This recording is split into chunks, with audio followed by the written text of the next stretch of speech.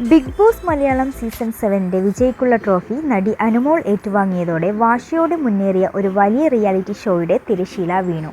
PR വിവാദങ്ങളും ശക്തമായ മത്സരവും നിറഞ്ഞ സീസണിൽ അതിൻ്റെ അലയൊലികൾക്കിടയിൽ നിന്നാണ് അനുമോൾ വിജയകിരീടം ചൂടിയത്. കോമണർ എന്ന ടാഗോടെ ഹൗസിൽ എത്തിയ അനീഷ് 2ാം സ്ഥാനവും ഷാനവാസ് 3ാം സ്ഥാനവും കരസ്ഥമാക്കി.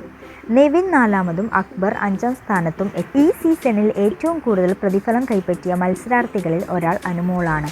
പ്രതിദിനം 65,000 രൂപ എന്ന കണക്കിൽ 100 ദിവസം വീട്ടിൽ പൂർത്തിയാക്കിയപ്പോൾ അനുമോൾക്ക് പ്രതിഫലമായി മാത്രം ലഭിക്കുന്നത് ഏകദേശം 65 ലക്ഷം രൂപയാണ്.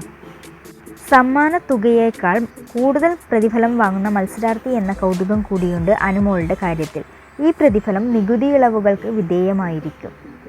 വിജയ്ക്ക് പ്രഖ്യാപിച്ച 50 ലക്ഷം രൂപയിൽ നിന്ന് ബിഗ് ബാങ് വീക്ക് ടാസ്കുകളിലൂടെ മത്സരാർത്ഥികൾ നേടിയ തുക കുറച്ചതിനു ശേഷം ബാക്കിയുള്ള 42 ലക്ഷം രൂപയാണ് അനുമോൾക്ക് ക്യാഷ് പ്രൈസായി ലഭിച്ചത്.